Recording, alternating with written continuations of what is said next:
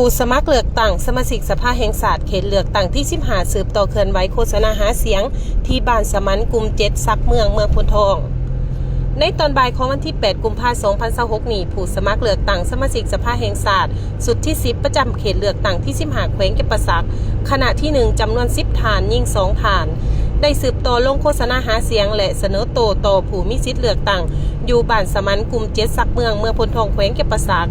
ซึ่งนำโดยทานแก้วรัตนศรีหาวงศ์คณะประจำพรรคแขวงห้องประธานสภาประชาชนแขวงเก็บประสักทั้งเป็นผู้สมัครเลือกตั้งนัมเบอร์4ประจำเขตเลือกตั้งที่15แขวงเก็บประสักพร้อมกับผู้รับสมัครเลือกตั้งสมาชิกสภาแห่งชาติขณะที่1ในการลงหาเสียงของสมาชิกสภาแห่งชาติโดยการให้เกียรติต้อนรับของทานไพศาลอ่อนไซเวียงห้องเลขาพรรคเมืองประธานคณะกรรมการปกครองเมืองพนทองมีคณะนำของเมืองเลขาคณะพรรคหักฐานกลุ่มบ้านมีเลขาพรรคบ้านในบ้านตลอดหอดพ่อแม่ประชาชนเข้าร่วมต้อนรับอย่างอบอุ่น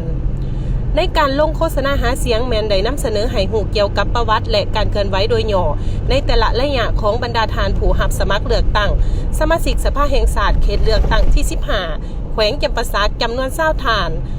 ทั้งนี้ก็เพื่อแน่ใจให้ประชาชนผู้ที่มีสิทธิ์ลงคะแนนเสียงเลือกตั้งได้รับรู้ถึงหมากผลงานด้านต่างๆของผู้รับสมัครเลือกตั้งสมาชิกสภาแห่งชาติสุดที่10อย่างลึกซึ้งจากนั้นผู้สมัครรับเลือกตั้งขณะที่1ได้พัดเปลี่ยนกันแนะนำตนเองและนำเสนอเกี่ยวกับประวัติการเคลื่อนไหวของตนพร้อมทั้งเสนอจุดประสงค์และพร้อมทั้งกล่าวแสดงวิสัยทัศน์ของตนให้ผู้มีสิทธิ์เลือกตั้งรับรู้เฉพาะแมนเมื่อได้เป็นตัวแทนของประชาชนเข้าไปในสภาแล้วจะนำใส่สิทธิ์และพระบทบาทของสมาชิกสภาแห่งชาติเพื่อพัฒนาและช่วยเหลือให้ชีวิตการเป็นอยู่ของพ่อแม่ประชาชนให้ได้รับการพัฒนาดีขึ้น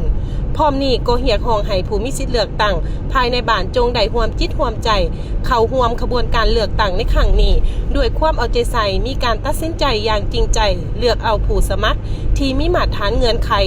มีความรู้ความสามารถมีวิสัยทัศน์ที่กว้างไกลเพื่อมาเป็นตัวแทนให้แก่ตนเองเข้าไปอยู่ในสภาสำหรับทัวร์เมืองพนทองมี71บาทมีพลเมืองทั้งหมด 122,692 คนยิ่ง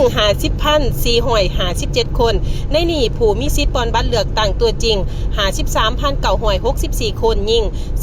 27,652 คนมีหน่วยปอนบัตรทั้งหมด82หน่วย